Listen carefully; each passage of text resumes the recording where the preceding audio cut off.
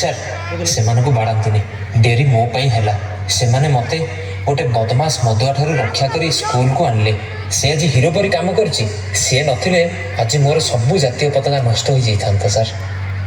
ଆରେ ବା, ସାବାସ୍ ସାବାସ୍ ନାଟିଆ ସାବାସ୍, ଆଜି ତୁ ଗୋଟେ ଭଲ କାମ କରିଛୁ।